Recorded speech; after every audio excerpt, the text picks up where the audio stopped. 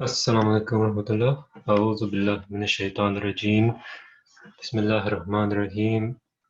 اللهم صل على محمد وعلى آل محمد كما صليت على إبراهيم وعلى آل إبراهيم إنك حميد مجيد.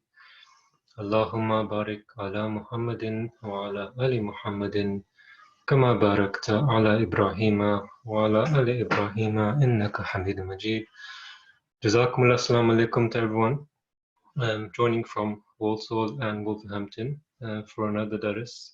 Inshallah, today we're going to cover another very interesting topic on Khilafat. I think it's very timely that we talk about Khilafat, especially now, especially during Ramadan. So inshallah, we'll learn a little bit about what Khilafat is, why we have a Khalifa, and inshallah by the end of it we'll be able to appreciate Khilafat a lot more and pray for Khalifa a lot more. So just before that, while people are joining, it's good to always recap of what we did in the previous status. Yesterday we talked about where sin comes from, and Hazrat Khalifatul Masih Sani Razit Anhu has mentioned 6 different ways that where sin stems from. So we talked through all of those, and we understood that you always are given or presented with an option whether to do good or to do bad. And many times, if we do not have the willpower, we tend to fall into the first category of sinning, because we don't have the inner power or inner strength within us to choose the right option which will please Allah the Almighty. And just one point which I was reading through today, in fact, Hazrat Khalifatul Masih Sani Razitan has given a very beautiful comparison, and he said that just like with water and fire, water will always put out fire, and you can't change water to not turn out fire. You can, the more you heat water, it will still turn out the fire. So in the same way, Allah the Almighty says that no matter how many times you sin, no matter how much you have done something evil, Allah the Almighty will always have His door of mercy open to you, and He will always have He will give you that opportunity to turn towards Him and ask for forgiveness, and He can forgive you. And so, just like the water, no matter how much you heat it, if you apply that to us, no matter how many sins we do, if we just turn to Him and ask for forgiveness, then that fire within us, just like pouring water over fire, that fire within us will also be turned out, and we can also make our way towards Allah the Almighty. So that was just one point which I just wanted to add, which is something very beautiful, and no one should ever think that Allah the Almighty has closed His door to anyone. He has opened His door to everyone. His mercy encompasses all things, and so we must take that opportunity to really strive towards Him and really understand His mercy, so that we are always given that opportunity, no matter whenever we fall, whenever we decline in our spirituality. We must always know that we have always that opportunity to come back up to Him, and He's always there ready to listen to us. So inshallah, as I've said, all those who have joined, we're going to talk about Khilafat today, in specific how Allah the Almighty has promised Khilafat to us. So we are living in very special and honored times, that we are living in a time where we are able to see a Khalifa, let alone live in the same land as a Khalifa. So I'll just, inshallah, share the presentation of today, and inshallah we'll just go through step by step through this presentation and through each slide. So as I said, today inshallah we'll be talking about Khilafat, a promise from Allah. And as I said, it's a very important topic. Really, we need to understand who the Khalifa is, and how it stems from the Holy Quran. It wasn't just something that just popped up from nowhere. It's something which was always meant to be, and it's all by the will of Allah the Almighty. So just to start off with, just to understand the word Khalifa or Khilafat. Khilafat means successorship. So a Khalifa is someone who is a successor.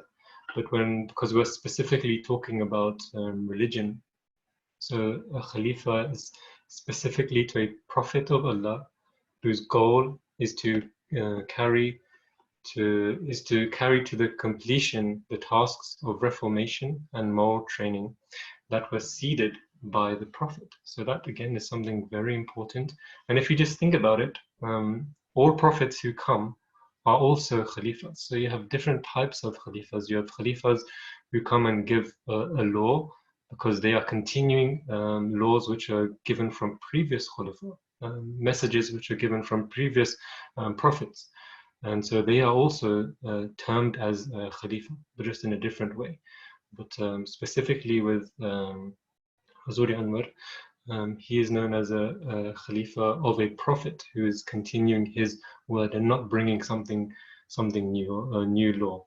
So again, to just it's always nice to understand what the word Khalifa or where it comes from. So it comes from the word Khalafa in Arabic, and Khalafa literally means he succeeded to, or he replaced, or he followed, or he came after.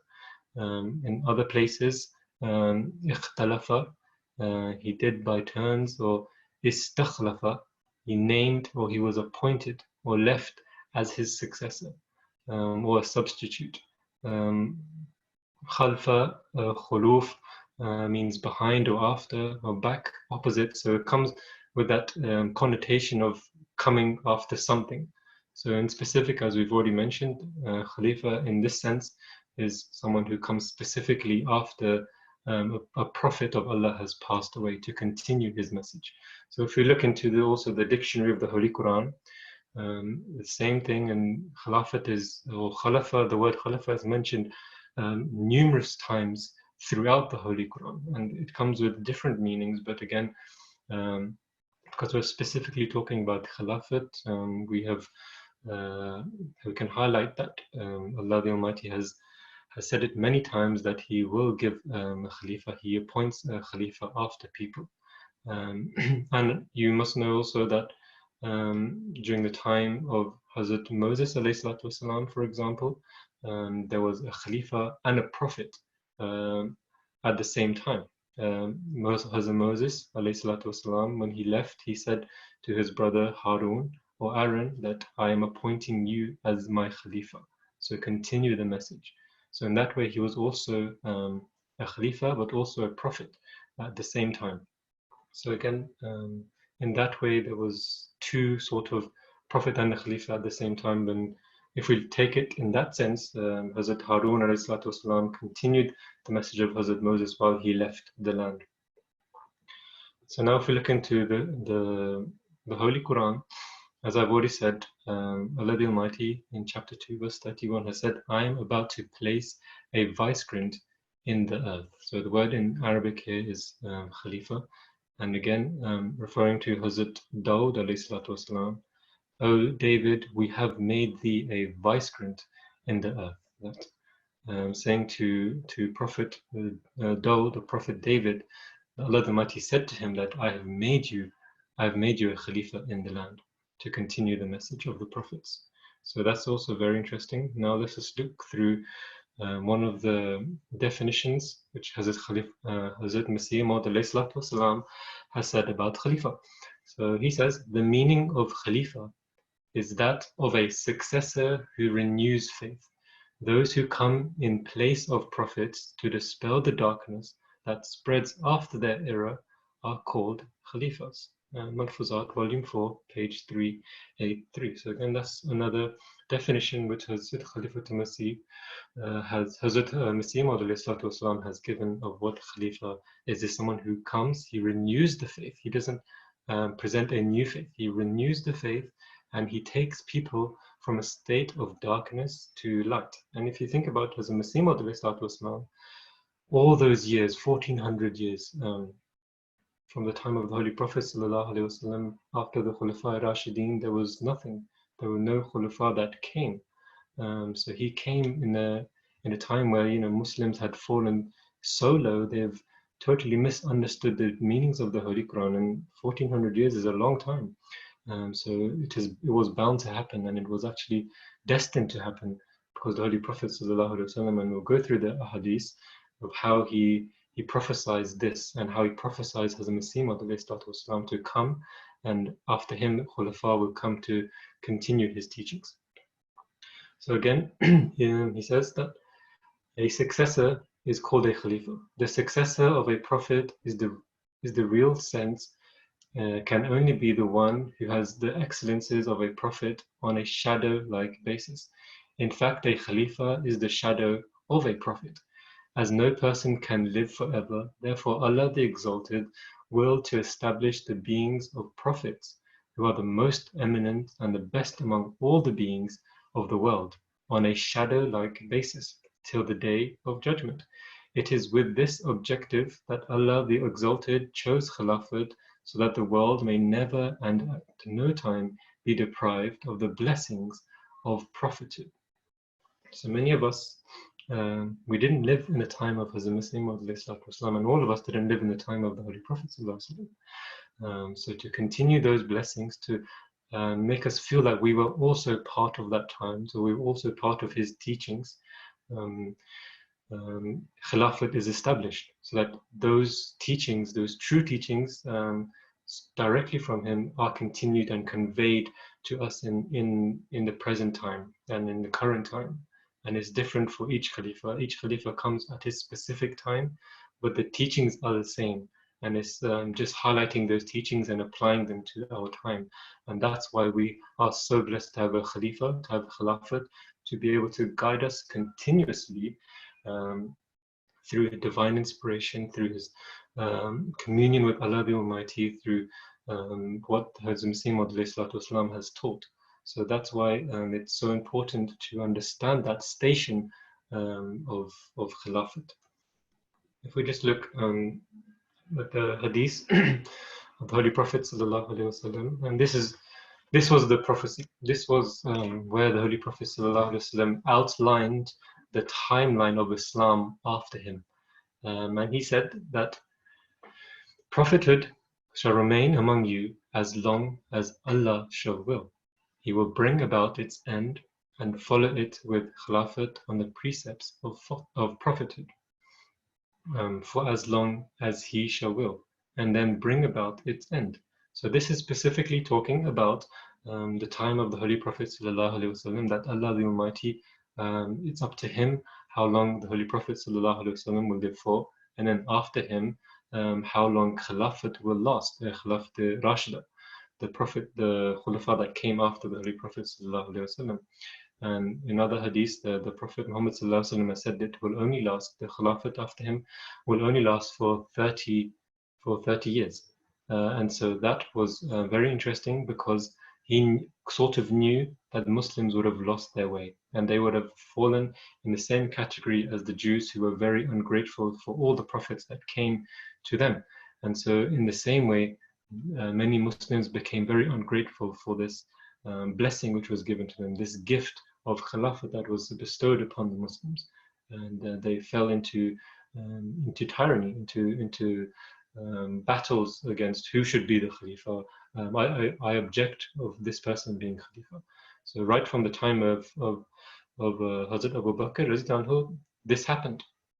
And the Muslims objected to this. They said, no, we believe Hazrat Ali was supposed to be the Khalifa, and so on and so forth. And this continued again and again until the time after Hazrat Ali Razid passed away. And that's when Khilafat finished for them. And then after that, the Holy Prophet ﷺ says that a tyrannical monarchy will then follow and will remain as long as Allah shall will, and then come to an end. So this talks about the Ottoman Empire, and how the Muslims would become very territorial. They would become people who seek to gain land, who will appoint people amongst in their own family who have a position of power to continue to continue the Islam that they knew in that time. After that, they will follow thereafter monarchical despotism to last as long as Allah shall will, and then come to an end upon His decree. There will then emerge Khilafat on the precepts of prophethood. And the Holy Prophet ﷺ said no more. So after this, the despotism, which was the time before Hazrat Masih Maud, and straight after that, the Holy Prophet ﷺ said that after that, there will be Khilafat on the precepts of prophethood. So he told them that after all this journey, after all this time without a Khalifa, then a prophet will come, specifically Hazrat Masih Maud, and after him, there will be Khilafat that will continue that message of the prophet that will come. And as you can see from the hadith, the Holy Prophet ﷺ said no more after this. So this again is very interesting, and was a prophecy which the Holy Prophet ﷺ said and conveyed to the Muslim Ummah. And how lucky are we to now be living in that time where Khilafat is established on the precepts of prophethood, and we are living in that time as we speak. So if we look into the Holy Quran, now we're going to see how Allah the Almighty has promised to us that He will establish Khilafat. So this is known as Ayat-e-Istikhlaf, the verse of Khilafat being promised. So Allah the Almighty has said, Allah has promised to those among you who believe and do good works that He will surely make them successors in the earth, as He made successors from among those who were before them, and that He will surely establish for them their religion, which He has chosen for them, and that He will surely give them in exchange security and peace after their fear. They will worship me, and they will not associate anything with me. Then whoso is ungrateful after that, they will be the rebellious. So there's many things which we can take out of this. If we just dissect it bit by bit, we really understand the role of a Khalifa. So firstly, Allah the Almighty says that I'm going to give it to those people who deserve it, those people who do good works, and those people who really believe in me and who have accepted me as Allah the Almighty, who promised these things to those people. And then after that, He will surely continue the work of a prophet, and He will establish a religion for them which Allah the Almighty has chosen for them.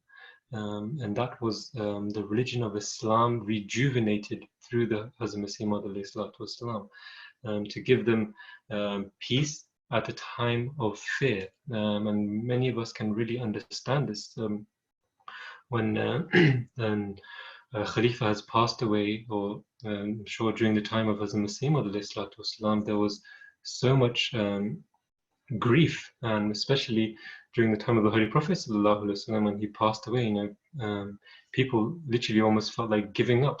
Hazrat Bilal Rizqanhu, for example, said that I can't give azan anymore. I don't have the strength because the Holy Prophet has passed away. So many people lost hope. So in the same time as Masih Maud, when he passed away, it was a great a wave of grief which fell upon all Ahmadis. But with the time, when Hazrat Khalifatul Masih Awwal was established, he re-established that peace of mind that we have a leader, we have someone who will take us through this darkness into light. And so, if we just take the last bit of that, then whoso is ungrateful for that, they will be the rebellious. So this again is talking about those people who were given this gift of Khilafat, and rejected it. And those surely are those people who are ungrateful, because there's no better gift which anyone can be given on this earth than a man who will guide people spiritually back to Allah the Almighty. So we also should think about that. We also should ask ourselves, are we ungrateful? Are we taking Khilafat for granted? If so, then maybe we are also amongst those people who are rebellious, those people who talk about Khilafat in a negative way, those people who don't give honor to the status of a Khalifa. Because if it's promised by Allah, if you just understand this verse, then you really understand the role and how difficult it must be for any Khalifa to come to continue, let alone guide a Jamaat. So surely we must also recognize the station. We must also understand the role of a Khalifa and really pray for the Khalifa, because no other man can ever fulfill this role without the will of Allah the Almighty. So if we look into the book of Hazrat Masih Maud in his book The Will, he foretold that after his death, God Almighty would show a second manifestation of his power. So the first manifestation was Hazrat Masih Maud coming, and the second manifestation would be Khilafat, in order to fulfill his mission. And so his mission was, of course, to bring people back to their Creator. But of course, everyone is human. Everyone has been given a lifespan. But the beauty of Khilafat is that they can almost continue his work, so that it almost feels like he is still alive. His words are still living. And as you know, through his Masih Maud, one of his biggest achievements was the amount of literature that he wrote, the amount of books that he was guided to write, so that we were able to fully benefit from his words directly, and word for word exactly what he wrote down, we are benefiting from today. After the death of the promised Messiah, والسلام, his Jamaat passed through a period of fear and what might happen to his legacy. The re-establishment of Khilafat in the personage of Hazrat Maulvi Hakim Nuruddin Raziyallahu anhu transformed that fear into peace and security. And this is exactly taken from the verse which we previously mentioned about how a Khalifa turns fear into peace and security. So not only do we feel at ease, we also feel secure that we are saved, and our future generations who follow the Khalifa are also in this place of security. So that's why Khilafat is so important, and that's why we need to understand it, to feel secure for ourselves and to feel secure for our families as well.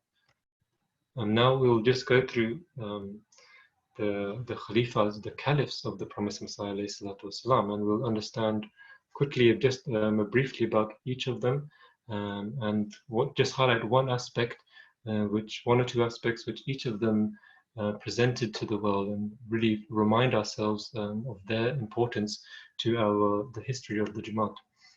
So Hazrat Khalifatul Masih the First, he was the scholarly and pious personality. His name was Hazrat Khalifatul Masih the First, Hakim Maulvi Nuruddin Raziyallahu anhu. He was the first to establish the first mission to the United Kingdom and deal with dissension against Khilafat from the dissension of members of the Anjuman. In doing so, he continued the work of the promised Messiah والسلام, in establishing the faith of Islam in the world. So during his time, Islam really branched out. It wasn't just in Qadian. So the system of missionaries began, and really the doors opened, and Alhamdulillah, through him coming, he really established again, as we spoke, the security in the Jamaat. And this is really the time where Islam really started, Ahmadiyyat started to flourish. So this was one of his great achievements, which he was destined to do in that time. He was a man who was very strong-willed.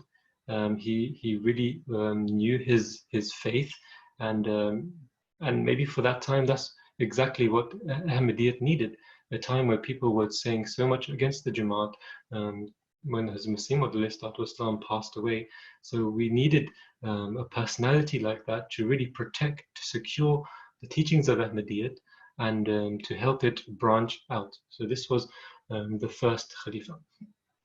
Hazrat Khalifatul Masih II, Raziyallahu anhu, known as Hazrat Mirza Bashiruddin Mahmud Ahmed Raziyallahu anhu, also the Muslim or the promised son, established the organizational structure of the Jamaat, and with Allah's grace brought it through the dark days of partition and the establishment of a new center in Rabwa. It was during his glorious leadership that the Jamaat was saved from those who sought to dismantle the blessings of Khilafat by attempting to establish the superiority of Anjuman. So again, these were the people, when Hazrat Khalifatul Masih Sani was made Khalifa. He was very young, And people were saying that how can this person be our Khalifa? So many people who established this anjuman, this anjuman meaning that people who didn't believe in Khilafat, they believed only in Hazrat Masih Maud and said, we don't need Khilafat.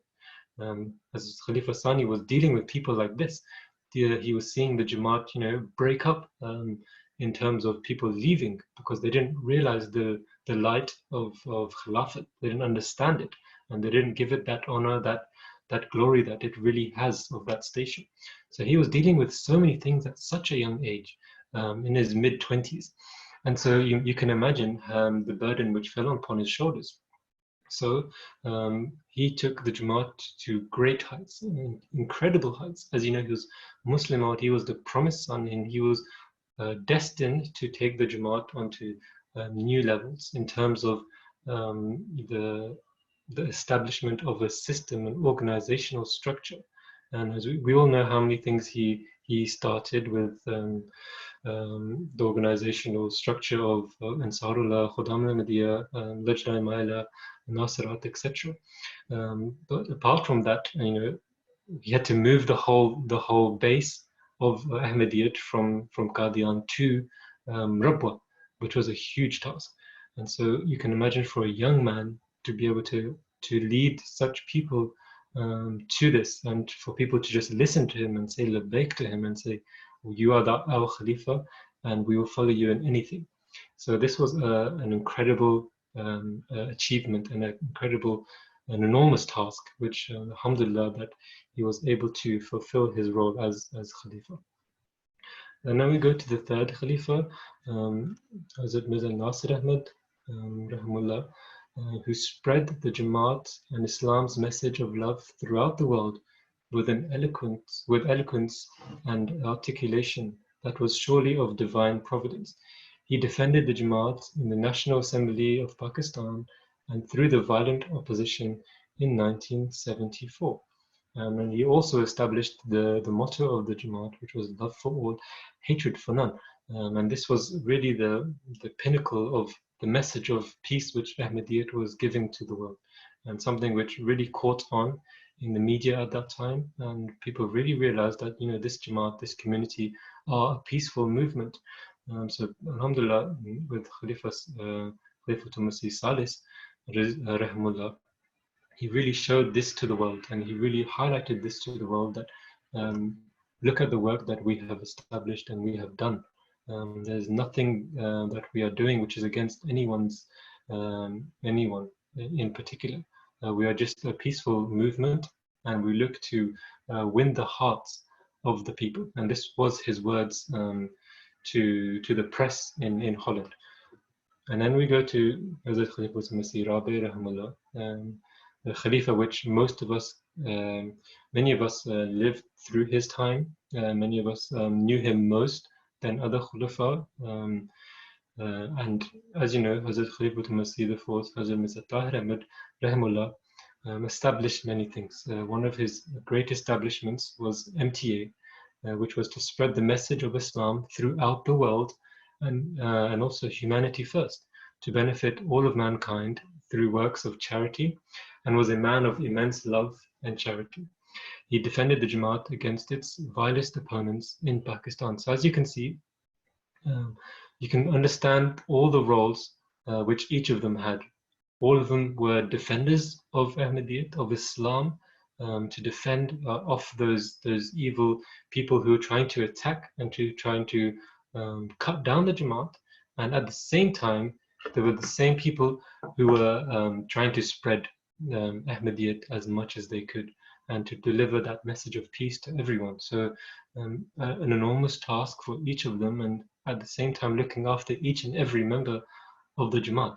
So you can imagine how difficult it must be for them to go through so many emotions of sorrow, of happiness, of joy, of pain, but at the same time continue their work as a Khalifa.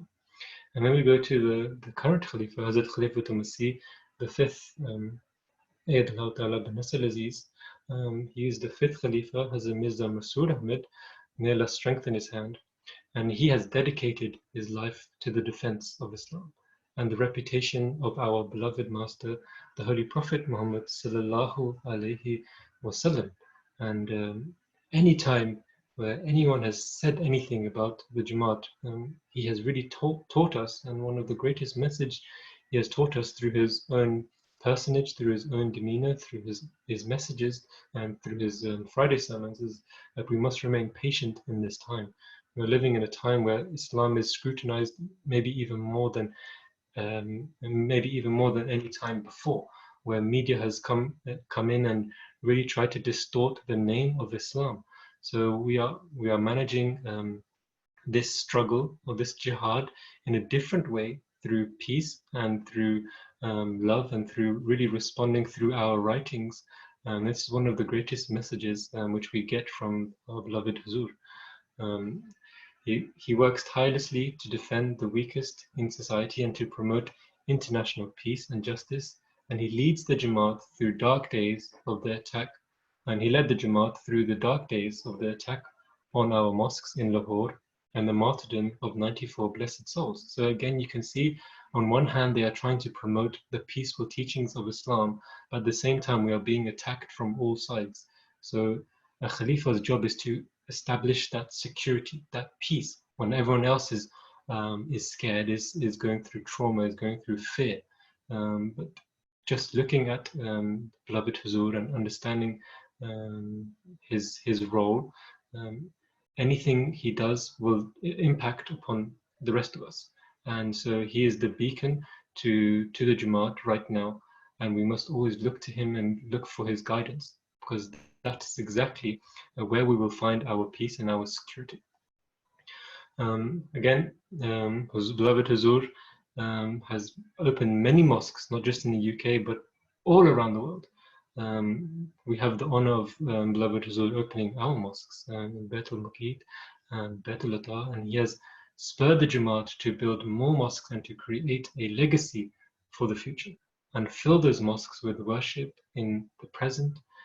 He has expounded on the beauty and importance of the Bai'at and has urged us again and again to stand for truth in the face of falsehood and opposition.